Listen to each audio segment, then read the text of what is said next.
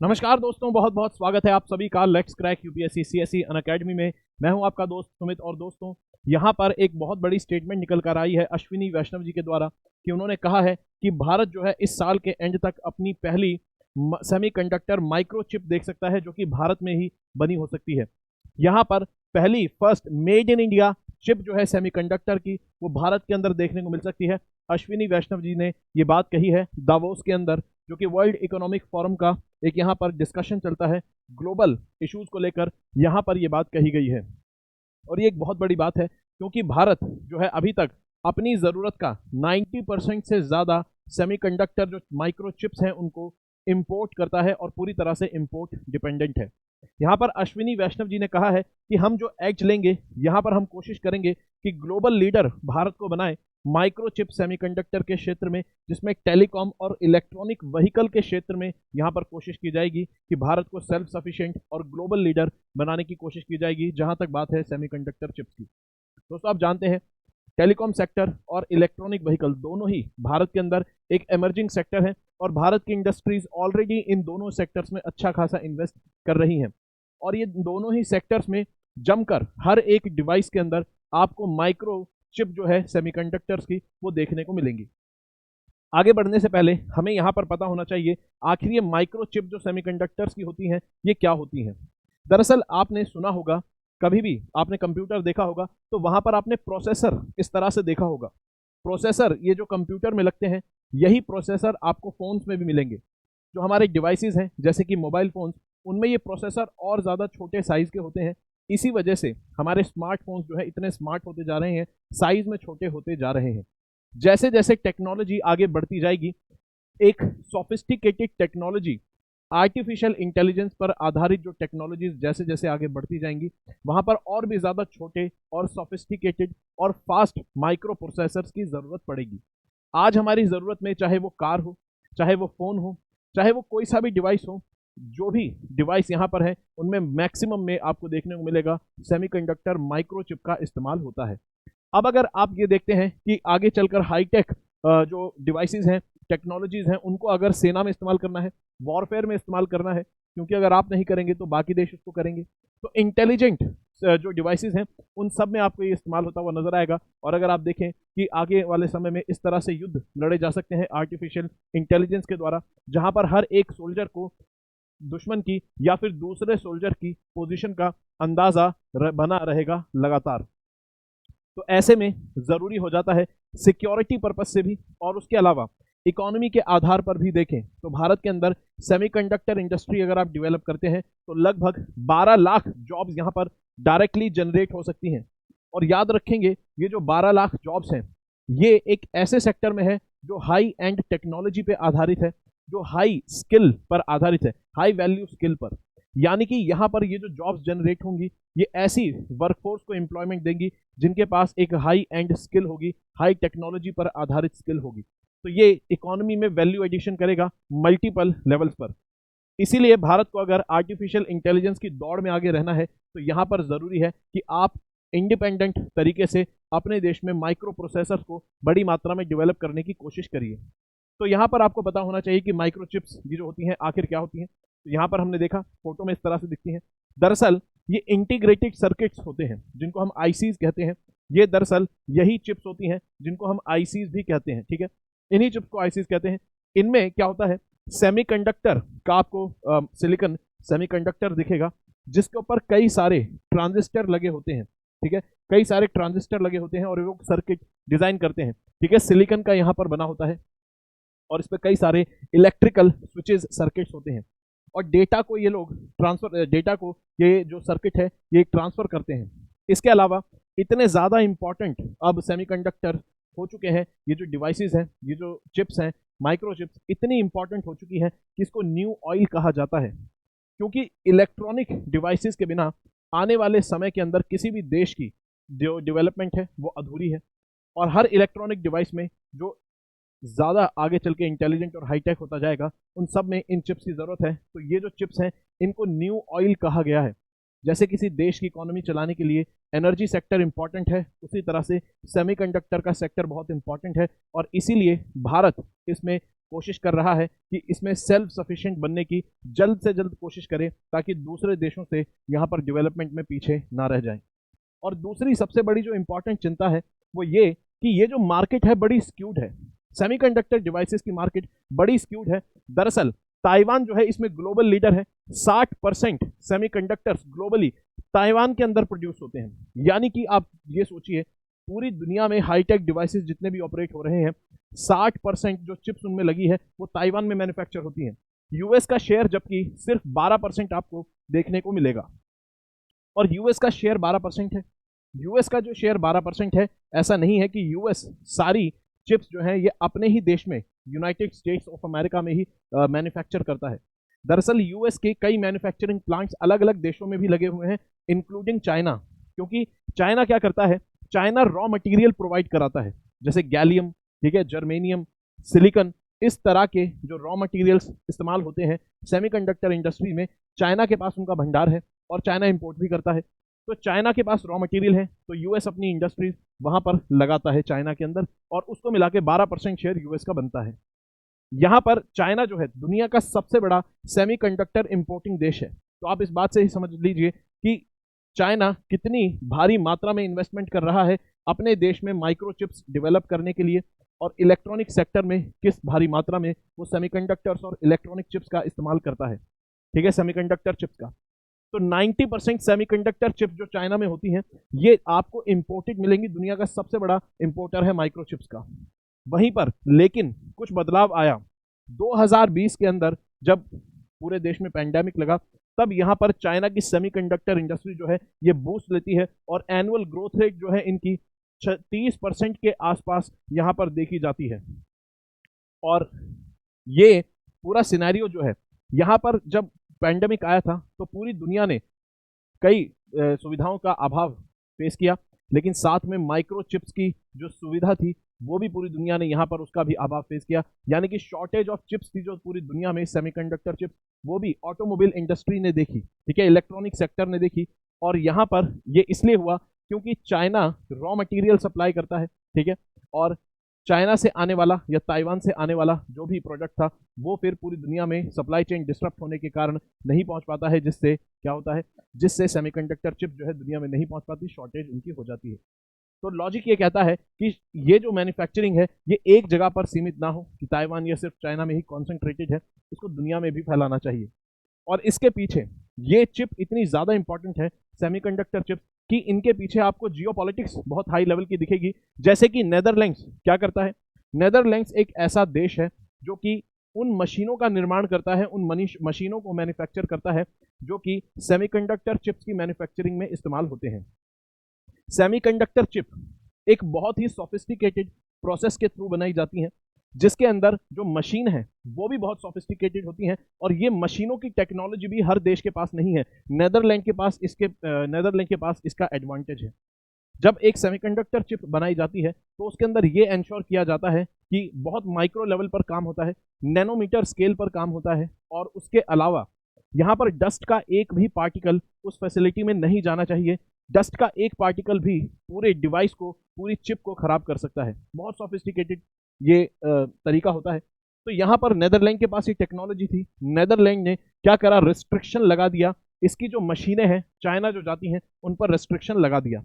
वहीं पर चाइना ने क्या करा, चाइना ने अपने जो रेयर अर्थ मेटल्स हैं जैसे कि जर्मेनियम और गैलियम, ये जो इस्तेमाल होते हैं मैन्युफैक्चरिंग में, इसको रेस्ट्रिक्ट कर दिया दुनिया में सप्लाई करने से। तो एक ग्लोबल वॉर भी यहाँ पर देखने को मिलेगा चिप को लेकर। और क्योंकि यूएस चाहता है कि चाइना कहीं इस दौड़ में बहुत आगे ना निकल जाए, एडवांटेज चाइना के पास ज़्यादा ना हो, तो ये भी जियोपॉलिटिक्स का एक हिस्सा चल रहा है। और एक और यहाँ पर समस्या ये है, क्योंकि 60% पूरी दुनिया में सेमीकंडक्टर चिप ताइवान से मिलती है, तो यूएस को ये डर लगता है कि कहीं चल के ताइवान पर अगर नियर फ्यूचर में चाइना अटैक करके उस पर कब्जा कर लेता है तो पूरी दुनिया की सप्लाई चेन जो है सेमीकंडक्टर की वो डिसरप्ट हो सकती है। माइक्रोचिप की जो पूरी सप्लाई है ये यहाँ पर समस्या का कारण बन सकती है। और इसीलिए आपको एक कारण और ये दिखेगा, क्योंकि ताइवान ग्लोबल लीडर है सेमीकंडक्टर चिप्स में, इसीलिए अमेरिका का इंटरेस्ट आपको देखने को मिलेगा ताइवान में काफ़ी ज़्यादा है। अमेरिका चाहता है ताइवान चाइना से फ्री एक कंट्री बनकर हमेशा रहे, ठीक है। तो यहाँ पर देखने को मिलेगा कि भाई, ठीक है, और चाइना जो है, चाइना साथ में अपनी आर्मी को ज़्यादा से ज़्यादा हाईटेक बनाने की कोशिश कर रहा है, वर्ल्ड क्लास मिलिट्री बनाने की कोशिश कर रहा है, और इसीलिए जितना ऑयल इंपोर्ट पर जितना पैसा खर्च होता है, चाइना ने उससे ज़्यादा पैसा खर्च किया है सेमीकंडक्टर माइक्रोचिप्स के इंपोर्ट पर। अब यहाँ पर ज़रूरी है कि ये जो सेमीकंडक्टर माइक्रोचिप्स है, इनको आप एक पर्टिकुलर रीजन में ही ना बनाएं, बल्कि इनको मैन्युफैक्चरिंग प्लांट को आप शिफ्ट करें। जैसा कि हमने कोविड के टाइम पे देखा, सप्लाई चेन डिस्टर्ब होने से पूरी दुनिया में शॉर्टेज होने के कारण यहाँ पर अब ये देखा गया कि ताइवान पर और चाइना पर डिपेंडेंस कम करने की कोशिश की जा रही है, और ये कोशिश की जा रही है कि साउथ ईस्ट एशिया, जैसे कि इंडोनेशिया, फिलीपींस, ये वाली कंट्रीज, उसके अलावा साउथ एशिया यानी कि भारत का जो रीजन है साउथ एशिया में, अब इन मैन्युफैक्चरिंग प्लांट को इंक्लूडिंग ऑस्ट्रेलिया, इनको डिस्पर्स किया जाए। यानी कि अब मैन्युफैक्चरिंग प्लांट्स ताइवान और चाइना से निकलकर बाकी देशों में भी फैलाए जाएं, और भारत के पास ऐसे में अच्छी अपॉर्चुनिटी यहाँ पर भारत को देखने को मिलती है। भारत ने काफ़ी लंबे समय से कोशिश की है कि भारत के अंदर एक मैन्युफैक्चरिंग जो इंडस्ट्री है सेमीकंडक्टर को लेकर वो बन सके, लेकिन क्योंकि सेमीकंडक्टर इंडस्ट्री बहुत ज़्यादा कैपिटल इंटेंसिव है, बहुत भारी मात्रा में पैसा इसमें चाहिए इन्वेस्ट करने के लिए, उसके अलावा कई बार इंडस्ट्री के प्रोसीजर्स प्रॉपर नहीं हो पाते, दूसरी तरफ से कंपनीज जो हैं वो इसमें इंटरेस्ट भारत में नहीं शो कर पाती हैं, क्योंकि उनके पास इतना इंसेंटिव नहीं है भारत के अंदर मैन्युफैक्चरिंग प्लांट्स एस्टैब्लिश करने का, क्योंकि भारत जो है ऐसी सोफिस्टिकेटेड टेक्नोलॉजी जो है उसको लैक करता है, भारत के पास नहीं है। भारत को मशीनें इंपोर्ट करनी पड़ेंगी। वर्कफोर्स के मामले में भी देखें तो सेमीकंडक्टर मैन्युफैक्चरिंग इंडस्ट्री में काम करने वाली वर्कफोर्स की जो स्किल है वो भी भारत में भी प्रॉपर अवेलेबल नहीं है। उसके अलावा जो रिसर्च इंस्टीट्यूशंस है भारत के, जितने भी आप देख लीजिए सोफिस्टिकेटेड, जैसे IITs, IISCs, जितने बड़े बड़े इंस्टीट्यूशंस हैं, उसमें उस स्तर की रिसर्च फैसिलिटी, मशीन्स और इन्वायरमेंट नहीं है सेमीकंडक्टर इंडस्ट्री के लिए जो रिक्वायर्ड है। इवन इसरो के पास भी जो रिसर्च लैब है सेमीकंडक्टर के मामले में, वो भी उतनी एडवांस नहीं है जितनी दुनिया में बाकी देशों US, चाइना, ताइवान, इन सब के पास है। तो यहाँ पर जो कंपनीज होती हैं वो भारत में इन्वेस्ट करने से बचती हैं। तो अभी तक यही होता आया है, लेकिन सरकार अपनी तरफ से समय समय पर कोशिश करती रही है, और यहाँ पर भी 2014 के बाद जब से नई गवर्नमेंट आई है, इसने भी कई बार कोशिश की कि भारत के अंदर सेमीकंडक्टर इंडस्ट्री को बूस्ट दिया जाए, और इस चीज़ का फायदा उठाया जाए कि जियोपॉलिटिक्स भी अब ये चाहती है कि चाइना और ताइवान से निकलकर मैन्युफैक्चरिंग सेक्टर पूरी दुनिया में फैले। तो कई स्कीम यहाँ पर आपको देखने को मिलेगी, जैसे मेक इन इंडिया के तहत आपको electronic system and design and manufacturing पूछ लेगा पेपर में। ESDM जो ये स्कीम है, सेक्टर है, ये किस चीज़ से जुड़ा है, तो माइक्रोचिप के डिजाइन एंड मैन्युफैक्चरिंग से जुड़ा हुआ है। माइक्रोचिप में डिजाइन का मतलब होता है सर्किट का डिजाइन, कि किस तरह से सर्किट बनाया जाएगा ताकि एफिशिएंसी ज़्यादा से ज़्यादा हो। उसके अलावा प्रोडक्शन लिंक्ड इंसेंटिव स्कीम 2021 में सरकार ने लॉन्च की थी भारत के अंदर ओवरऑल मैन्युफैक्चरिंग को बढ़ावा देने के लिए। इसके अंदर सेमीकंडक्टर इंडस्ट्री भी इंक्लूडेड है। इसके अलावा डिजाइन लिंक्ड इंसेंटिव स्कीम भी अलग से लॉन्च की गई थी 2021 में। डिजाइन लिंक्ड इंसेंटिव स्कीम जो है, भारत के अंदर सेमीकंडक्टर्स का डिजाइन, उनकी मैन्युफैक्चरिंग को बूस्ट करने के लिए ये स्कीम लॉन्च की गई थी।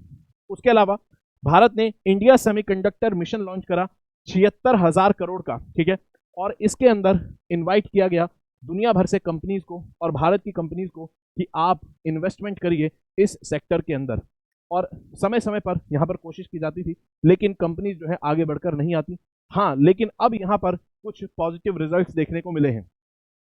जैसे कि एक खबर थी कि वेदांता और फॉक्सकॉन जो है, जो एप्पल को बनाने वाली, मैन्युफैक्चरिंग करने वाली कंपनी है, वो मिलके भारत के अंदर सेमीकंडक्टर इंडस्ट्री में इन्वेस्ट करेंगे। लेकिन फिर यहाँ पर फॉक्सकॉन ने जो था अपना हाथ पीछे खींच लिया था। लेकिन अब फिर से 2023 के अंदर आपको यहाँ पर देखने को मिलेगा कि यूएस की कंपनी है माइक्रोन, यूएस की माइक्रोन कंपनी जो है, ये गुजरात के अंदर अपना सेमीकंडक्टर का मैन्युफैक्चरिंग प्लांट गुजरात के सानद में इसके मैन्युफैक्चरिंग प्लांट बनने की शुरुआत हो चुकी है। जून में ये एग्रीमेंट भारत से साइन किया गया था। तो भारत के अंदर माइक्रोन जो है वो एक ऐसी कंपनी है यूएस बेस्ड जो मैन्युफैक्चरिंग कर रही है, भारत के शुरू करेगी मैन्युफैक्चरिंग सेमीकंडक्टर माइक्रोचिप्स का भारत के अंदर। उसके अलावा यहाँ पर HCL और, ठीक है, फॉक्सकॉन ने भी अग्रीमेंट साइन किया है, जॉइंट वेंचर बनाया है, जो कि भारत के अंदर सेमीकंडक्टर इंडस्ट्रीज यहाँ पर एस्टैब्लिश करेगा और भारत के अंदर मैन्युफैक्चरिंग होगी सेमीकंडक्टर्स की। अब यहाँ पर अगर आप देखेंगे तो कहता है ये जो जॉइंट वेंचर है ये क्या करेगा, सेमीकंडक्टर ओसैट इन इंडिया। आखिर ये ओसैट का मतलब क्या है? तो ओसेट का मतलब यहां पर आपको देखने को मिलेगा, ओसेट का मतलब है कि यहां पर outsourced semiconductor assembly and test OSAT. दरअसल जब भी सेमीकंडक्टर इंडस्ट्रीज बनती है तो उसके आपको दो तरह की मैन्युफैक्चरिंग देखने को मिलेगी। पहली मैन्युफैक्चरिंग है जिनको कहा जाता है फाउंड्री कंपनीज। ये क्या करती हैं, ये सिलिकॉन को सेमीकंडक्टर्स में कन्वर्ट करती है। जो सिलिकॉन है रॉ मटेरियल एलिमेंट, उसको सेमीकंडक्टर में कन्वर्ट करती है और फिर उसके ऊपर कई सारे ट्रांजिस्टर्स लगाकर इंटीग्रेटेड सर्किटरी बनाई जाएगी। ठीक है, तो एक तो हो गया सेमीकंडक्टर में कन्वर्ट करना, किसको, सिलिकॉन को। और ये सबसे ज्यादा, ये जो सेगमेंट है इस इंडस्ट्री का सबसे ज्यादा मांगता है कैपिटल इन्वेस्टमेंट। रेवेन्यू का लगभग 35% आपको इन्वेस्ट करना पड़ेगा, यानी कि भारी मात्रा में इन्वेस्टमेंट मांगता है। तो भारत के लिए अभी ये सूटेबल नहीं है क्योंकि भारी मात्रा में इन्वेस्टमेंट ही मांगता है। वहीं पर दूसरी तरफ दूसरा जो सेगमेंट है इस इंडस्ट्री का वो ये कि यहां पर क्या करिए, ये सब तैयार है, सेमीकंडक्टर बन चुका है, ट्रांजिस्टर्स बन चुके हैं, आप क्या करिए यहां पर अलग अलग जो पार्ट्स हैं एक माइक्रोचिप के, उनको आप असेंबल कर रहे हैं। असेंबल करने के बाद उनको आप टेस्ट करते हैं, ठीक है, और यहाँ पर इनको फाइनलाइज आप करते हैं, असेंबल करते हैं, टेस्ट करते हैं और माइक्रोचिप आप अपने देश में बनाते हैं।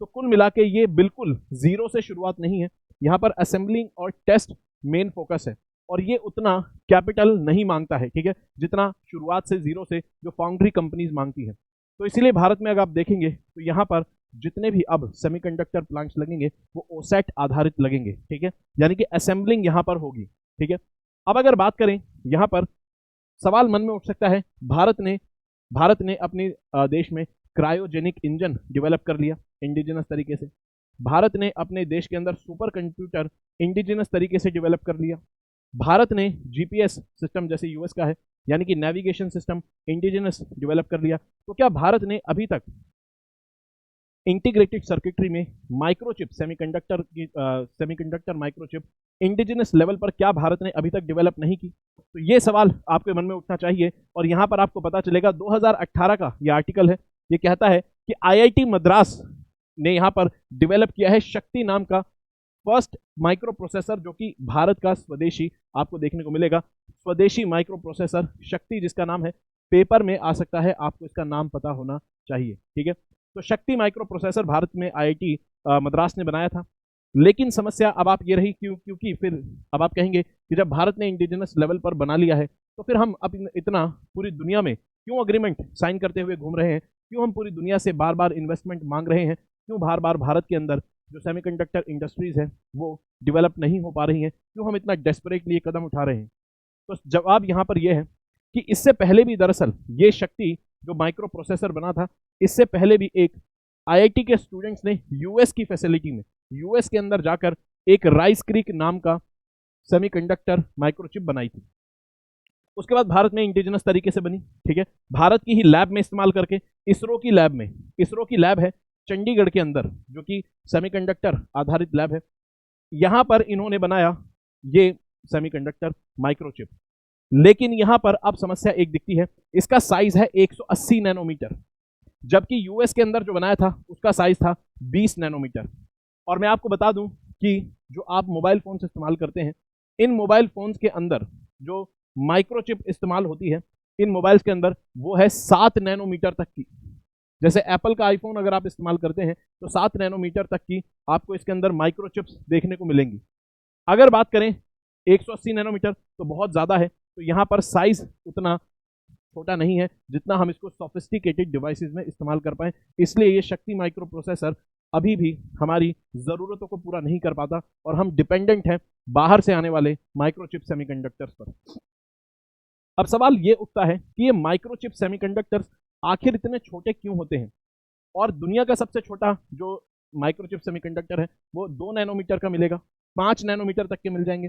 हमारा जो डीएनए होता है, डीएनए का एक जो स्ट्रैंड होता है, डीएनए का एक धागा, लगभग उसके साइज के बराबर तक के आपको माइक्रो ये ट्रांजिस्टर्स दिखेंगे। तो कहता है इतने छोटे की आखिर जरूरत क्यों होती है? तो यहाँ पर जैसा कि हमने देखा कि जो माइक्रो प्रोसेसर्स होते हैं, ठीक है, माइक्रो प्रोसेसर्स को अगर आप देखेंगे, ठीक है, माइक्रो प्रोसेसर्स को अगर आप देखेंगे, इन पर यहाँ पर छोटे छोटे ट्रांजिस्टर लगे होते हैं। अब ये ट्रांजिस्टर जितने ज्यादा छोटे होंगे उतने ज्यादा ये एक सेमीकंडक्टर चिप पर उतने ज़्यादा लग पाएंगे, उतनी ज़्यादा मात्रा में लग पाएंगे। और जितनी मात्रा में ट्रांजिस्टर लगेंगे, जितनी मात्रा में ट्रांजिस्टर लगेंगे, उतना ज़्यादा वहाँ पर इलेक्ट्रॉन्स ट्रांसफर होंगे, उतनी ज़्यादा कैलकुलेशन फास्ट होगी सर्किट में, उतना ज़्यादा एफिशिएंसी आएगी। ठीक है, तो नंबर ऑफ ट्रांजिस्टर्स जितने छोटे होंगे, साइज ट्रांजिस्टर्स का जितना छोटा होगा, उतने ज़्यादा ट्रांजिस्टर्स लग पाएंगे एक सर्किट में, और जितने ज़्यादा ट्रांजिस्टर लगेंगे उतनी एफिशिएंसी पूरे माइक्रोचिप की बढ़ेगी। इसीलिए यहाँ पर हर देश कोशिश करता रहता है कि साइज छोटा करते जाएं, और भारत भी यहाँ पर अब इस रेस में कूद चुका है। एक समस्या ये भी है, अगर भारत यहाँ पर कैपिटल इंटेंसिव जो ये सेक्टर है इसमें कूद कर बहुत भारी मात्रा में इन्वेस्ट कर देता है, तो हो सकता है थोड़े दिनों में कोई दूसरा देश जो कि ऑलरेडी इसमें बहुत आगे एडवांस है, वो बहुत छोटे साइज की माइक्रोचिप बना ले, और फिर आपकी जो माइक्रोचिप है वो पूरी दुनिया में एक्सपोर्ट ना हो पाए। ये भी बड़ा इसमें समस्या रहती है। ये जो इंडस्ट्रीज है बहुत फास्ट डेवलप हो रही है, और बहुत ज़्यादा फास्ट डेवलप हो रही है। माइक्रोचिप्स जो है उनका साइज बहुत ज़्यादा फास्ट छोटा हो जाता है। हर 10 साल में ये इंडस्ट्री बहुत ज़्यादा चेंज हो जाती है, नए नए प्रकार के माइक्रो प्रोसेसर्स आ जाते हैं, और कहा जाता है कि भारत के अंदर अगर इस इंडस्ट्री को पूरी तरह से अगर डेवलप होना है तो लगभग 20 साल अभी लगेंगे। तो 20 साल में ये इंडस्ट्री और बदल जाएगी दुनिया के बाहर, जब भारत पूरी तरह से डेवलप कर पाएगा। और अगर यहाँ पर देखें, आपको अंदाजा के लिए आपको बता देता हूँ, कहता है कि साइज जो छोटा होता है नैनोमीटर स्केल पर, इससे क्या होगा, एक माइक्रोचिप में उतने ट्रांजिस्टर लगेंगे, तो एक ट्रांजिस्टर का साइज छोटा करना होता है। तो यहाँ पर एप्पल के ये प्रोसेसर हैं, Apple A12, Apple A15, A13 जो प्रोसेसर है ये आईफोन 11 में आपको मिलेगा। आईफोन 11 में ये जो प्रोसेसर है 2019 में रिलीज किया गया था, और इसके माइक्रोचिप जो है इसके अंदर आपको 8.5 बिलियन ट्रांजिस्टर्स देखने को मिलते हैं। तो आप सोच सकते हैं ट्रांजिस्टर्स का साइज छोटा करने में कितना ज़्यादा यहाँ पर एक कितनी सोफिस्टिकेटेड टेक्नोलॉजी है, नैनो स्केल पर जाकर काम करना होता है। इसीलिए ज़रूरत है भारत को यहाँ पर अगर दुनिया से कैचअप करना है तो इस इंडस्ट्रीज में इन्वेस्ट करें, अपनी वर्कफोर्स को स्किल दें, साथ में यहाँ पर दूसरे देशों से कोलैबोरेट करें। भारत के अंदर समस्या जो है वो ये है, एक तो कैपिटल इंटेंसिव है ये इंडस्ट्री, दूसरा वर्कफोर्स जो है वो स्किल नहीं है। तो कोई भी देश अगर कंपनी यहाँ भारत में लगाती है तो उसको वर्कफोर्स के लिए बाहर वर्कफोर्स पर डिपेंड होना पड़ेगा, वो स्किल भारत में उतनी नहीं मिलेगी। उसके अलावा रॉ मटेरियल्स जो हैं वो भी आपको इंपोर्ट करने होंगे। तो इसलिए भारत में इन्वेस्टमेंट इस इंडस्ट्री में इतनी जल्दी नहीं हो पाती है। लेकिन भारत के पास एक एडवांटेज है, पूरी दुनिया में सेमीकंडक्टर इंडस्ट्री में जितनी भी वर्कफोर्स है उसमें आपको या तो भारतीय लोग मिलेंगे भारी मात्रा में, या फिर भारतीय ओरिजिन के लोग आपको मिलेंगे, तो उनका इस्तेमाल किया जा सकता है। साथ में अलग अलग यूनिवर्सिटी से कोलैबोरेट करके भारत के अंदर रिसर्च माहौल जो है सेमीकंडक्टर को लेकर उसको इम्प्रूव किया जा सकता है। तो यहाँ पर जल्दी ही भारत जो है कंपनियों के, जो बाहर से कंपनियां आ रही हैं उनके जॉइंट वेंचर से और माइक्रोन के सहयोग से भारत जल्दी ही इस साल, जैसा कि अश्विनी वैष्णव जी ने कहा, यहाँ पर एक सेमीकंडक्टर एक मेड इन इंडिया बन सकता है। और वो कैसे बनेगा, वो हमने देखा कि ओसेट टेक्नोलॉजी पे आप ओसेट जो सेगमेंट है इस इंडस्ट्री का उस पर आधारित मिलेगा, यानी कि असेंबली होगी और टेस्टिंग होगी लार्जली। ठीक है, स्क्रैच से नहीं बनेगा, और इसलिए ज़रूरत है भारत को कोशिश करने की स्क्रैच से इस इंडस्ट्री को डेवलप करें, जैसे चाइना फुल पेस में लगा हुआ है। तो यहाँ पर दोस्तों अगर आप मेरे साथ स्पेशल क्लासेस में जुड़ना चाहते हैं तो जुड़ सकते हैं। एंशिएंट, मेडिवल और मॉडर्न हिस्ट्री कर रहे हैं हम यहाँ पर 2024 के लिए क्रैश कोर्स की फॉर्म में, और स्पेशल क्लासेस ये बिल्कुल लाइव होती हैं और बिल्कुल फ्री होती हैं अनअकैडमी की ऐप पर, आप यहाँ पर जुड़ सकते हैं। साथ में प्लस कोर्स में आप मेरे साथ जुड़ सकते हैं 6ठी से 12वीं तक की एनसीईआरटीज यहाँ पर हम कवर कर रहे हैं हिस्ट्री की बहुत डिटेल में। उसके अलावा अनअकैडमी का कोई सा भी कोर्स खरीदना हो तो कोड लगाएंगे SMK live, SMK live code लगाएंगे तो आपको डिस्काउंट मिलेगा, और 50% डिस्काउंट अभी चल रहा है, और 6 महीने तक आपका कोर्स और वैलिड रहेगा अगर आप कोड लगाते हैं यहाँ पर SMK लाइव। ठीक है, और ये आपको 2026-27 के बैचेस पर, 2025 के बैचेस पर देखने को मिलता है, जहां पर आपको सभी टॉप एजुकेटर्स पढ़ाएंगे, साथ में आपको मेंस की टेस्ट सीरीज का एक्सेस मिलता है, नोट्स मिलते हैं, ये सारी चीज़ें। उसके अलावा सिंगल सब्सक्रिप्शन से अब आप कई सारे ऑप्शनल्स को एक्सप्लोर कर सकते हैं, और ऑप्शनल की चॉइस बहुत इंपॉर्टेंट होती है और वो इन्फॉर्म्ड होनी चाहिए। तो आप सिंगल सब्सक्रिप्शन से अब यहाँ पर देख सकते हैं सभी ऑप्शनल, चाहे साइंस बेस्ड हो नॉन साइंस, आपको बस कोड लगाना होगा SMK लाइव। उसके अलावा सबसे इंपॉर्टेंट जानकारी, अनअकैडमी सिविल सर्विसेज चैंपियनशिप, जो कि एक कॉम्बैट टेस्ट होता है। नॉलेज के साथ साथ मौका है प्राइजेस जीतने का, और 21 जनवरी को होगा सुबह 11 बजे। मिस कर दिया तो शाम को 5 बजे भी कर सकते हैं, जिसमें आप 90% तक स्कॉलरशिप जीत सकते हैं। उसके अलावा यहाँ पर लैपटॉप, स्मार्टफोन्स, ये सारी चीज़ें आप यहाँ पर देख सकते हैं, मौका मिल सकता है। प्रीलिम्स की टेस्ट सीरीज का आपको एक्सेस यहाँ पर मिल सकता है प्राइस में, और कोड बस आपको एनरोल करते वक्त लगाना होगा SMK लाइव। ठीक है, चलिए। उसके अलावा आप अपनी मर्जी से अपनी ज़रूरत के हिसाब से अलग अलग मॉड्यूल्स टेस्ट सीरीज के ले सकते हैं। 2024 के लिए सिर्फ टेस्ट सीरीज प्रीलिम्स की लेना चाहते हैं, टेस्ट सीरीज के साथ सेल्फ स्टडी PDFs लेना चाहते हैं, या फिर प्रिंटेड बुक्स लेना चाहते हैं, जो आपकी ज़रूरत है उसके हिसाब से आप यहाँ पर टेस्ट सीरीज का उस हिसाब से इस्तेमाल कर सकते हैं। बस आपको कोड लगाना होगा SMK लाइव टेस्ट सीरीज में एनरोल करते वक्त। ठीक है, चलिए। तो दोस्तों, ये पूरी जानकारी थी जो हमने ली। यहाँ पर एक इंपॉर्टेंट क्वेश्चन है, ये कहता है number of transistors on A microchip. Microchip जैसा हमने देखा, सिलिकॉन की माइक्रोचिप, उस पर ट्रांजिस्टर लगते हैं। कहता है ये जो है डबल हो जाती है हर 2 साल में। हर 2 साल में नंबर ऑफ ट्रांजिस्टर जितने लगते हैं माइक्रोचिप पे, ये हर साल में डबल हो जाते हैं। ये जो लॉ है, ठीक है, ये बताएंगे कौन सा लॉ ये बात कहता है। ठीक है, कहता है the law claims that we can expect the speed and capability of our computers to increase every 2 years. ठीक है, यानी हर 2 साल में, अगर इस साल 4 बिलियन ट्रांजिस्टर लग रहे हैं चिप पर, तो अगले साल 8 बिलियन हो जाएंगे 2 साल बाद। ये कौन सा लॉ कहता है, तो यहाँ पर बताएंगे। यूपीएससी में कभी भी पूछा जा सकता है, एक एमर्जिंग और क्रिटिकल टेक्नोलॉजी पे आधारित क्वेश्चन है। ठीक है, चलिए। तो दोस्तों, अगर वीडियो अच्छी लगी तो वीडियो को लाइक करेंगे, चैनल को सब्सक्राइब करेंगे, शेयर करेंगे, और बहुत डिटेल में हमने इस पूरे एस्पेक्ट को कवर किया है। पूरा लगभग सब कुछ, इसका अगला पिछला हमने यहाँ पर देख लिया है। ठीक है, तो वीडियो अच्छी लगी तो वीडियो को लाइक करेंगे, चैनल को सब्सक्राइब करेंगे, पढ़ते रहेंगे दोस्तों, अपना ख्याल रखेंगे। जय हिंद दोस्तों।